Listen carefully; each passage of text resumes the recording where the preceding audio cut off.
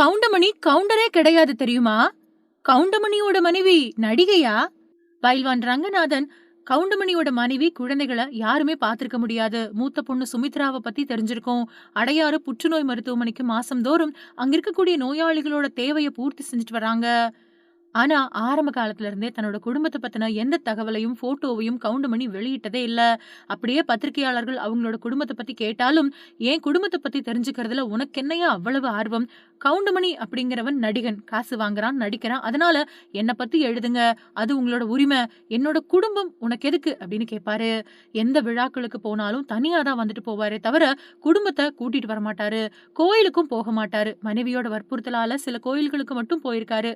அதே மாதிரி பிறந்தநாள் விழா கொண்டாட மாட்டாரு. மத்தவங்க பிறந்தநாள் கொண்டாடினாலும் கூட அதை கிண்டல் பண்ணுவாரு.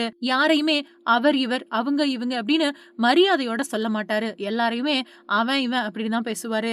எல்லாருக்குமே வயசு மூத்தவர். அதாவது இந்த மாசம் 25ஆம் தேதி கவுண்டமணிக்கு 86 வயசு ஆகுது. பிறந்தநாள் வரும் மாசமே அவரோட மனைவி சாந்தி இறந்திருக்காங்க.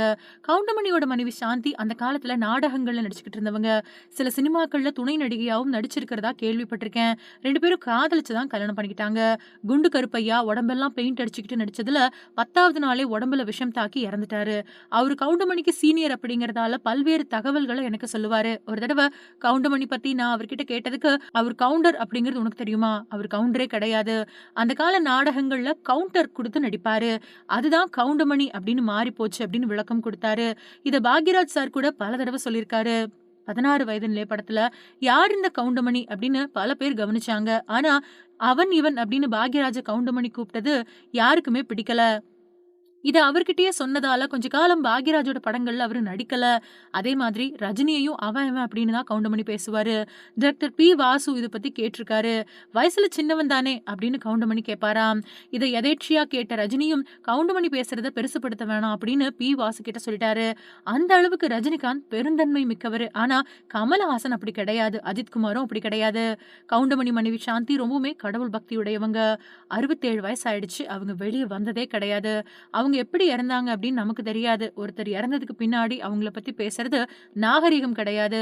பொதுவா யாரா இருந்தாலும் மனைவி இறந்துட்டாலே அவங்க பாதி மனுஷன் ஆயிடுவாங்க. கவுண்டமணி ரொம்ப காலமாவே எல்டாம்ஸ் ரோட்ல வீடுகளை வாங்கி வச்சிருக்காரு. கார் மேல அதிக பிரியம் கொண்டவர் கவுண்டமணி. கிட்டத்தட்ட 9 கார்களை வச்சிருக்காரு. தனக்கு ரொம்ப நெருக்கமான நபர்களா இருந்தா மட்டுமே அவங்களோட வீட்டு நல்லது கெட்டதுகள்ல கவுண்டமணி பங்கெடுத்துக்குவாரு. பெரும்பாலான விழாக்களை தவிர்த்துடுவாரு கவுண்டமணி. இவரு மத்தவங்க வீட்டுக்கு போனாதானே இவர் வீட்டுக்கு ஆட்கள் வருவாங்க. நடிகர் செந்திலோட மகன் பல் டாக்டர். இன்னொருத்தர் நடிக்க முயற்சி பண்ணாரு. ஆனா அவருக்கு நடிப்பு வரல. பின்னாடி டப்பிங் பண்ண முயற்சி பண்ணாரு. அதையும் விட்டு விலகிட்டாரு. ஆனா கவுண்டமணிக்கு 2 பொண்ணுங்க மட்டும்தான். ஒருத்தங்களோட பேரு சுமித்ரா, இன்னொருத்தங்களோட பேரு செல்வி. இதுல முதல் கல்யாணத்தை எல்லாருமே பார்க்கும்படி நடத்தி வச்சாரு. கவுண்டமணி சாந்தி இவங்க என்ன ஜாதி அப்படின்னு யாருக்குமே தெரியாது. சாதி பார்க்காம தன்னோட மகளுக்கு கல்யாணம் பண்ணி வச்சாரு. இன்னொரு மகளுக்கு டாக்டர் கே.எஸ். ரவிக்குமார் தான் மாப்பிள்ளை பார்த்து கல்யாணம் பண்ணாரு. இதனால அந்த கல்யாணத்துல கே.எஸ். ரவிக்குமாரோட உறவினர்களும் கலந்துக்கிட்டாங்க. தேனாம்பேட்டையில ஆரம்ப கட்டத்துல பாக்யராஜ் கவுண்டமணி தங்கியிருந்தாங்க. இவங்கள கொஞ்சம் பணக்காரர் சங்கிலி முருகன் தான்.